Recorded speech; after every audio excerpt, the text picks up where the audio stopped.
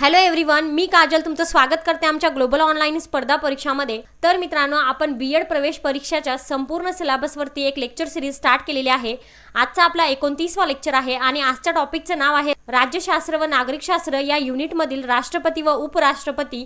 तर मित्रांनो, B.Ed सीईटीच्या point of व्ह्यूने जे मुद्दे राष्ट्रपती व उपराष्ट्रपती या चॅप्टर विषयी आपल्याला माहिती असणे आवश्यक आहे, तर तेच मुद्दे आपण आजच्या या लेक्चरमध्ये पूर्णपणे डिस्कस करणार आहोत। जे विद्यार्थी बीएड सीईटीची प्रिपरेशन करत आहात आणि पॉलिटिक्स अँड सिविक्स या युनिटचा अभ्यास करत आहात, त्या विद्यार्थ्यांसाठी आजचा हा व्हिडिओ अतिशय उपयुक्त ठरणार आहे, त्यामुळे व्हिडिओ शेवटपर्यंत बघा।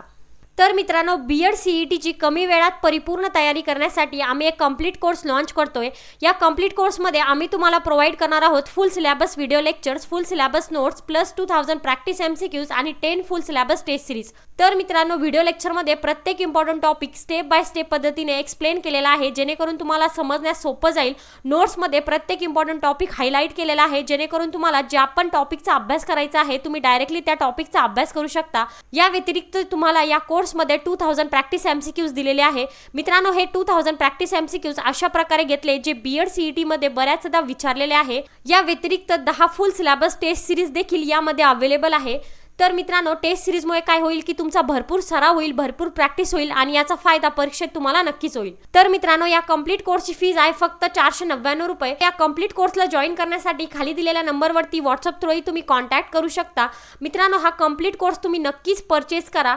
जर तुम्ही या कोर्सला पूर्णपणे फॉलो केलं आणि या कोर्सनुसार पूर्णपणे अभ्यास केला तर बीएड सीईटीची परीक्षा तुम्ही 100% क्रॅक कराल। तर मित्रांनो, राज्यशास्त्र व नागरिकशास्त्र म्हणजेच की पॉलिटिक्स अँड सिविक्स या युनिटमधील आपण 5ही चॅप्टरचा व्यवस्थितपणे अभ्यास केलेला आहे। आजच्या लेक्चरमध्ये आपण या युनिटमधील 6व्या चॅप्टरचा अभ्यास करणार आहोत, ज्याचं नाव आहे राष्ट्रपती व उपराष्ट्रपती। तर सर्वात पहिले जाणून घ्या की राष्ट्रपती म्हणजे नेमकं काय, राष्ट्रपती या पदासाठी पात्रता काय असेल, त्याची निवडणूक कशा पद्धतीने असते आणि राष्ट्रपती यांचे अधिकार काय। तर या सर्व गोष्टी आपण व्यवस्थितपणे स्टेप बाय स्टेप पद्धतीने शिकणार आहोत। तर सर्वात पहिले याविषयी पहिला मुद्दा दिलाय की भारतीय राज्यघटनेने ब्रिटिश पद्धतीप्रमाणे संसदीय शासन पद्धतीचा स्वीकार केला आहे। राष्ट्रपती हा नाममात्र प्रमुख असून संघ राज्याची सर्व शासन सत्ता सैद्धांतिकदृष्ट्या त्याच्या हाती केंद्रित झाली आहे। तो शासन व राष्ट्र दोघांचाही प्रमुख आहे आणि तो भारताचा प्रथम नागरिक आहे। त्यानंतर दिलंय की उमेदवाराची पात्रता, राष्ट्रपती या पदासाठी कशा प्रकारे उमेदवाराची पात्रता ठरविता येते, व्यवस्थितपणे लक्ष द्या। तर पात्रता ठरविण्यासाठी 6 मुद्दे दिलेले आहे आणि ते अशा प्रकारे, पहिला दिलाय की तो भारताचा नागरिक असावा, दुसरा आहे त्याने वयाची 35 वर्षे पूर्ण केलेली असावीत, तिसरा आहे तो सरकारी नोकर नसावा किंवा सरकारी लाभ प्राप्त करणारा नसावा, चौथा आहे तो संसदेचा किंवा राज्य विधिमंडळाचा सभासद नसावा आणि 5वा मुद्दा आहे की त्याचा उमेदवारी अर्ज संसद किंवा राज्य विधिमंडळाच्या कमीत कमी 40 सदस्यांनी समर्पित असावा आणि 6वा मुद्दा दिलाय तो लोकसभेवर निवडून येण्यास पात्र असावा। तर राष्ट्रपती या पदासाठी या 6 गोष्टींचा व्यवस्थितपणे लक्षात ठेवा की कोणत्या 6 गोष्टींनुसार उमेदवाराची पात्रता ही ठरविता येते। आता आपण बघूया की या पदासाठी निवडणूक कशा पद्धतीने घेतली जाते। तर राष्ट्रपतीची निवडणूक ही अप्रत्यक्षपणे एकल संक्रमणीय मतदान पद्धतीद्वारे होते। त्यासाठी एक निर्वाचन मंडळ नेमण्यात येते।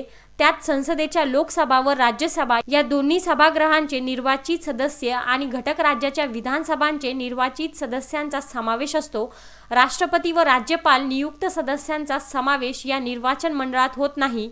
आता ही झाली निवडणूक। पुढील महत्त्वाचा मुद्दा दिलेला आहे की राष्ट्रपती या पदासाठी कार्यकाल कशा पद्धतीने असतो। बघा की घटनेनुसार राष्ट्रपतीचा कार्यकाल 5 वर्षाचा आहे। त्याचा कार्यकाल संपण्यापूर्वीच नवीन राष्ट्रपतीची निवड झाली पाहिजे, परंतु तसे न झाल्यास तो राष्ट्रपती नवीन राष्ट्रपती निवडून येईपर्यंत अधिकार पदावर राहतो। राष्ट्रपती म्हणून निवडून आलेली व्यक्ती पुन्हा कितीही वेळा निवडणूक लढवू शकते आणि निवडून आल्यास पुन्हा राष्ट्रपती होऊ शकते। राष्ट्रपती हा मुदतीपूर्वी सुद्धा राजीनामा देऊ शकतो। तो आपला राजीनामा स्वहस्ताक्षरात उपराष्ट्रपतीकडे पाठवू शकतो। उपराष्ट्रपती हा राजीनामा लोकसभेच्या सभापतीकडे पाठवतो आणि अशा वेळी उपराष्ट्रपती हा राष्ट्रपती बनतो, परंतु 6 महिन्यांच्या आत राष्ट्रपती पदासाठी निवडणूक झालीच पाहिजे। आता इथपर्यंत आपण निवडणूक, कार्यकाल आणि पात्रता या तिन्ही गोष्टींचा व्यवस्थितपणे अभ्यास केलेला आहे। बघूया याविषयी अजून काही महत्त्वाचे मुद्दे। राष्ट्रपती या टॉपिकमधील पुढचा महत्त्वाचा मुद्दा दिलेला आहे पदमुक्ती। पदमुक्ती कशा प्रकारे केली जाते, व्यवस्थितपणे लक्ष द्या की राज्यघटनेचा भंग किंवा भ्रष्टाचार इत्यादी आरोपावरून राष्ट्रपतीला पदमुक्त करता येते। कोणत्याही सभागृहाने 2/3 बहुमताने आरोपपत्र मंजूर केल्यास दुसरे सभागृह त्याची चौकशी करते. चौकशीनंतर 2/3 बहुमताने आरोप झाल्याचे सिद्ध झाल्यास राष्ट्रपतीला पदत्याग करावा लागतो. आरोपपत्र मांडण्यासाठी त्या ग्रहाच्या कमीत कमी 1/4 सदस्यांची लेखी संमती असणे आवश्यक असते. अशा ठरावाच्या वेळी उपराष्ट्रपती सभापतीच्या स्थानी न राहता भारताचा सरन्यायाधीश हे पद भूषवितो. त्यानंतरचा मुद्दा दिलाय की राष्ट्रपती आणि उपराष्ट्रपती ही दोन्ही पदे एकाच वेळी रिकामी झाल्यास सर्वोच्च न्यायालयाचा सरन्यायाधीश आणि त्याच्यानंतर ज्येष्ठता क्रमानुसार असणारा न्यायाधीश हा कार्यकारी राष्ट्रपती म्हणून कार्य करू शकतो. भारताचा मुख्य न्यायाधीश किंवा त्याच्या गैरहजेरी सर्वोच्च न्यायालयाचा ज्येष्ठ न्यायाधीश राष्ट्रपतीला अधिकार पदाची शपथ घ्यायला लावतो. आता आपण बघूया की राष्ट्रपतीचे कोणकोणते अधिकार असतात. तर राष्ट्रपती हा शासन विभागाचा प्रमुख आहे. तो तिन्ही सैन्य दलाचा प्रमुख आहे. 42व्या घटना दुरुस्तीने राष्ट्रपतीने मंत्रिमंडळाचा सल्ला स्वीकारलाच पाहिजे असे बंधन घालण्यात आले. त्यामुळे राष्ट्रपती नाममात्र शासक बनला. तर राष्ट्रपती यांचे पहिले अधिकार आहे कार्यकारी अधिकार आणि ते कशा पद्धतीने आहे बघा की शासन प्रमुख या नात्याने सर्व उच्च पदाधिकाऱ्यांची नेमणूक करण्याचा अधिकार राष्ट्रपतीला आहे. पंतप्रधान, इतर मंत्री, सर्वोच्च व उच्च न्यायालयाचे न्यायाधीश, राज्याचे राज्यपाल, राजदूत, अर्थ आयोगाचे सभासद, निवडणूक आयोग, लोकसेवा आयोगाचे सभासद, महान्यायवादी, महालेखापाल, तिन्ही सैन्य दलाचे अध्यक्ष याची नेमणूक राष्ट्रपती करतो. राष्ट्रपतीचे पुढचे अधिकार आहे विधिविषयक अधिकार आणि यामध्ये दिले की संसदेने संमत केलेल्या विधेयकाला राष्ट्रपतीची संमती आवश्यक असते. राष्ट्रपती हे विधेयक पुनर्विचारासाठी संसदेकडे पाठवू शकतो, पण संसदेने तेच विधेयक पुन्हा मंजूर केल्यास राष्ट्रपतींना त्या विधेयकाला संमती द्यावीच लागते.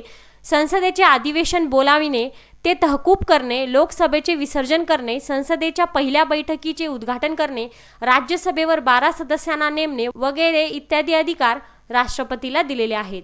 तर राष्ट्रपतीचा पुढचा अधिकार आहे अर्थविषयक अधिकार आणि यामध्ये दिलंय की राष्ट्रपतीच्या संमतीशिवाय कोणतेही धन विधेयक संसदेमध्ये मांडता येत नाही. प्रत्येक वर्षाचे अंदाजपत्रक राष्ट्रपतीच्या संमतीनंतर अर्थमंत्री संसदेमध्ये मांडतो. अनपेक्षित खर्च निधी हा राष्ट्रपतीच्या नियंत्रणाखाली असतो. केंद्र व राज्य सरकारच्या आर्थिक संबंधाबाबत व राज्यांना देण्यात येणाऱ्या अर्थसहाय्याबाबत राष्ट्रपतीला विशेष अधिकार आहेत. इथपर्यंत आपण राष्ट्रपतीचे 3 अधिकार बघितलेले आहेत. त्यामध्ये पहिला होता कार्यकारी अधिकार, दुसरा आहे विधिविषयक अधिकार आणि तिसरा आहे अर्थविषयक अधिकार. आता आपण बघूया याच्या पुढचा अधिकार, तो आहे न्यायविषयक अधिकार आणि यामध्ये दिलंय की सर्वोच्च व उच्च न्यायालयाचे सरन्यायाधीश व इतर न्यायाधीशांच्या नेमणुका करणे, एखाद्या व्यक्तीची शिक्षा कमी करणे किंवा माफ करणे, संसदेने महाभियोगाद्वारे विनंती केल्यास न्यायाधीशांना पदावरून दूर करणे इत्यादी अधिकार राष्ट्रपतीला आहेत. राष्ट्रपती कायदेविषयक बाबीवर सर्वोच्च न्यायालयाचा सल्ला मागू शकतो. राष्ट्रपतीचा पुढचा आणि महत्त्वाचा अधिकार आहे की संकटकालीन अधिकार आणि हा अधिकार कशा प्रकारे नेमलेला आहे व्यवस्थितपणे लक्ष द्या की राष्ट्रावर आलेल्या संकटाला तोंड देण्यासाठी राष्ट्रपतीला काही विशेष संकटकालीन अधिकार दिलेले आहेत. घटनेनुसार 3 प्रकारच्या संकटकालीन कल्पना केली आहे आणि त्या 3 संकटकालीन कल्पना कशा प्रकारे केलंय लक्ष द्या. पहिला आहे की बाह्य आक्रमण किंवा बंडामुळे निर्माण होणारे संकट, दुसरा आहे घटक राज्यातील अस्थिर परिस्थिती, तिसरा आहे आर्थिक संकट. तर संकटकालीन अधिकारामुळे संघात्मक स्वरूप नष्ट होऊन एक केंद्रीय राज्य बनते व केंद्राला व्यापक प्रमाणावर सत्ता प्राप्त होते. केंद्रीय मंत्रिमंडळ हुकुमशहा बनण्याची भीती असते. आता इथपर्यंत आपण राष्ट्रपती या पदासाठी लागणाऱ्या ज्या पण गोष्टी आहे आणि या पदासाठी कशा प्रकारे निवडणूक केली जाते आणि राष्ट्रपती या पदाची कोणकोणते अधिकार आहे या सर्व गोष्टींचा आपण व्यवस्थितपणे अभ्यास केलेला आहे. आता आपण बघूया की उपराष्ट्रपती या पदासाठी कोणकोणत्या गोष्टी महत्त्वाच्या आहे. तर उपराष्ट्रपती म्हणजे काय की उपराष्ट्रपतीला कोणत्याही प्रकारच्या विशेष सत्ता दिल्या गेल्या नाहीत. तो राज्यसभेचा पदसिद्ध सभापती असतो. तर मित्रांनो, उपराष्ट्रपती या पदासाठी उमेदवाराची कोणती पात्रता आवश्यक असते व्यवस्थितपणे लक्ष द्या की तो भारताचा नागरिक असावा, त्याने वयाची 35 वर्षे पूर्ण केलेली असावीत, तो सरकारी नोकर नसावा किंवा सरकारी लाभ प्राप्त करणारा नसावा, तो संसदेचा किंवा राज्य विधिमंडळाचा सभासद नसावा आणि तो राज्यसभेवर निवडून येण्यास पात्र असावा. लक्षात ठेवा की उपराष्ट्रपती या पदासाठी या 5ही गोष्टी महत्त्वाच्या आहेत. त्यानंतरचा महत्त्वाचा मुद्दा दिलाय की निवडणूक. तर उपराष्ट्रपती या पदासाठी कशा प्रकारे निवडणूक केली जाते की संसदेचा दोन्ही सभागृहाचे निर्वाचित सदस्य प्रतिनिधित्व आणि एकल संक्रमणीय मतदान पद्धतीने उपराष्ट्रपतीची निवड करतात. आता ही झाली निवडणूक. आता उपराष्ट्रपती या पदाचा कार्यकाल केवढा आहे बघा, की उपराष्ट्रपती पदाचा कार्यकाल हा साधारणतः 5 वर्षाचा असतो, पण तो मुदतीपूर्वी सुद्धा राजीनामा देऊ शकतो. त्यासाठी त्याला स्वहस्ताक्षरात आपला राजीनामा राष्ट्रपतीला सादर करावा लागतो. आता या ठिकाणी आपण उमेदवाराची पात्रता, निवडणूक आणि कार्यकाल या तिन्ही गोष्टींचा अभ्यास केलेला आहे. आता पुढे दिलंय की पदमुक्ती आणि उपराष्ट्रपतीचे अधिकार. तर पदमुक्ती यामध्ये कशा प्रकारे उपराष्ट्रपतीचे पदमुक्ती होऊ शकते बघा. पॉइंट्स दिले की राज्यसभा भ्रष्टाचार, घटनाभंग इत्यादी कारणावरून उपराष्ट्रपतीवर आरोपपत्र ठेवून बहुमताने संमत करून लोकसभेकडे पाठवू शकते. लोकसभेने साध्या बहुमताने मान्यता दिल्यास उपराष्ट्रपती पदमुक्त होतो. उपराष्ट्रपती आपले पद ग्रहण करण्यापूर्वी राष्ट्रपती समोर किंवा त्याने नेमलेल्या व्यक्तीसमोर शपथ घेतो. त्यानंतर महत्त्वाचा मुद्दा दिलाय की उपराष्ट्रपतीचे अधिकार. आता उपराष्ट्रपतीचे अधिकार कशा पद्धतीने असतात बघा, की भारताच्या राष्ट्रपतीच्या गैरहजेरीत किंवा इतर कोणत्याही कारणामुळे राष्ट्रपतीचे पद रिकामे झाल्यास उपराष्ट्रपती ते पद सांभाळतो. सभापती या नात्याने राज्यसभेच्या कामकाजाचे नियंत्रण करणे, मतदान आजमावून निर्णय जाहीर करणे वगैरे अधिकार त्याला आहेत. तर मित्रांनो, अशा पद्धतीने आपला 5वा चॅप्टर इथे संपलेला आहे, ज्याचं नाव होतं राष्ट्रपती आणि उपराष्ट्रपती. तर या सर्व मुद्द्यांचा तुम्ही व्यवस्थितपणे अभ्यास करा. तुम्ही जर या सर्व मुद्द्यांचा व्यवस्थितपणे अभ्यास केला ना, तर या टॉपिकवरती परीक्षेत विचारल्या जाणाऱ्या कोणत्याही प्रश्नाचं उत्तर तुम्ही इझिली सॉल्व्ह करू शकता. तर मित्रांनो, राष्ट्रपती व उपराष्ट्रपती या टॉपिकवर आधारे MCQs विचारले. तर प्रश्न विचारलाय की हा राज्यसभेचा पदसिद्ध सभापती असतो, म्हणजेच की कोण राज्यसभेचा पदसिद्ध सभापती असतो. पर्याय दिलेत राष्ट्रपती, उपराष्ट्रपती, पंतप्रधान आणि लोकसभा अध्यक्ष. तर मित्रांनो, या 4 पर्यायापैकी या प्रश्नाचं योग्य उत्तर आहे की उपराष्ट्रपती हा राज्यसभेचा पदसिद्ध सभापती असतो, म्हणजेच या प्रश्नाचं उत्तर येईल पर्याय नंबर ब. पुढचा प्रश्न विचारलाय की उपराष्ट्रपतीच्या अनुपस्थित डॅश डॅश हा सभापती म्हणून काम पाहतो. पर्याय दिलेत लोकसभा सभापती, राज्यसभा सभापती, लोकसभा उपसभापती, राज्यसभा उपसभापती. तर मित्रांनो, या प्रश्नाचं योग्य उत्तर आहे की उपराष्ट्रपतीच्या अनुपस्थित राज्यसभा उपसभापती हा सभापती म्हणून काम पाहतो, म्हणजेच या प्रश्नाचं उत्तर येईल पर्याय नंबर ड. पुढचा प्रश्न विचारलाय की उपराष्ट्रपती हा कशाचा सदस्य असतो. पर्याय दिलेत लोकसभेचा सदस्य असतो, राज्यसभेचा सदस्य असतो, कोणत्याही एका सभागृहाचा सदस्य असतो, कोणत्याही सभागृहाचा सदस्य नसतो. तर मित्रांनो, या प्रश्नाचं योग्य उत्तर आहे की उपराष्ट्रपती हा कोणत्याही सभागृहाचा सदस्य नसतो, म्हणजेच या प्रश्नाचं उत्तर येईल पर्याय नंबर ड. पुढचा प्रश्न विचारलाय की लोकसभा हे डॅश डॅश सभागृह आहे, म्हणजेच की कसे सभागृह आहेत. पर्याय दिलेत अस्थायी, स्थायी, वरिष्ठ आणि द्वितीय. तर मित्रांनो, जाणून घ्या की या प्रश्नाचं योग्य उत्तर आहे लोकसभा हे अस्थायी सभागृह आहे, म्हणजेच या प्रश्नाचं उत्तर येईल पर्याय नंबर अ. पुढचा प्रश्न विचारलाय की लोकसभा सदस्यांचा सर्वसाधारण कार्यकाल किती असतो. पर्याय दिलेत 6 वर्षे, 5 वर्षे, 4 वर्षे, 5, 1/2 वर्षे. तर मित्रांनो, या प्रश्नाचं योग्य उत्तर आहे की लोकसभा सदस्यांचा सर्वसाधारण कार्यकाल हा 5 वर्षे असतो, म्हणजेच या प्रश्नाचं उत्तर येईल पर्याय नंबर ब. तर या ठिकाणी आपण व्यवस्थितपणे प्रश्न सॉल्व्ह केलेले आहे. तर या टॉपिकवरती अजून काही प्रश्न सॉल्व्ह करूया.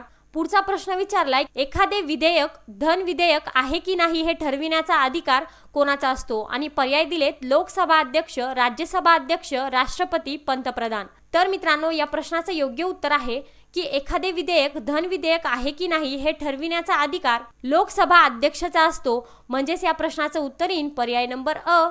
पुढचा प्रश्न विचारलाय की लोकसभेने मंजूर केलेल्या विधेयकास राज्यसभा जास्तीत जास्त किती विलंब लावू शकते. आणि पर्याय दिलेत 4 वर्षे, 6 महिने, 1 वर्ष, अजिबात नाही. तर मित्रांनो, या प्रश्नाचं योग्य उत्तर आहे की लोकसभेने मंजूर केलेल्या विधेयकास राज्यसभा जास्तीत जास्त 6 महिने विलंब लावू शकते, म्हणजेच या प्रश्नाचं उत्तर येईल पर्याय नंबर ब.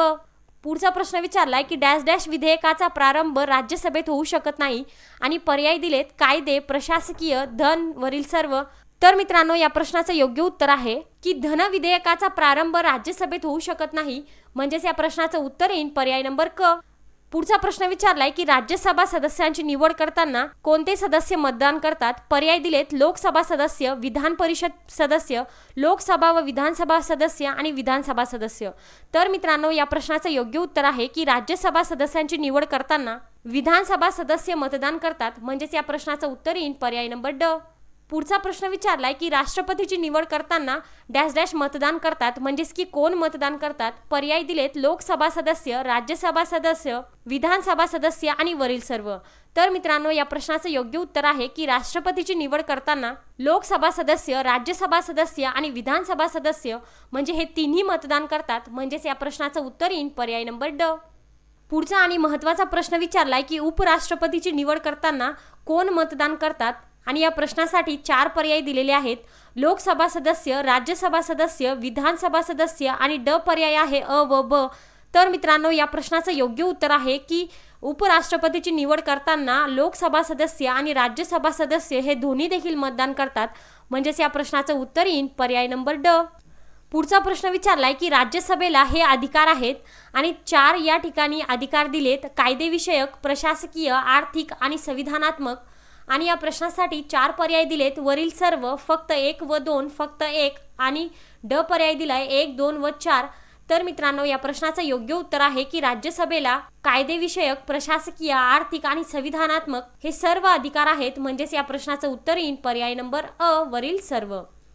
पुढचा प्रश्न विचारलाय की मंत्रिमंडळाने मांडलेले विधेयक राज्यसभेने नामंजूर केले तर काय होईल. आणि पर्याय दिलेत मंत्रिमंडळाला राजीनामा द्यावा लागतो, मंत्रिमंडळाला राजीनामा देण्याची गरज नसते, राष्ट्रपतीच्या निर्णयानुसार मंत्रिमंडळ राजीनामा देऊ शकते आणि यापेक्षा वेगळे. तर मित्रांनो, या प्रश्नाचं योग्य उत्तर आहे की मंत्रिमंडळाने मांडलेले विधेयक राज्यसभेने नामंजूर केले तर मंत्रिमंडळाला राजीनामा देण्याची गरज नसते. म्हणजेच या प्रश्नाचं उत्तर येईल पर्याय नंबर ब. पुढचा प्रश्न विचारलाय की 44व्या घटना दुरुस्तीनुसार मालमत्तेचा अधिकार डॅश डॅश अधिकार न राहता डॅश डॅश अधिकार बनला आहे.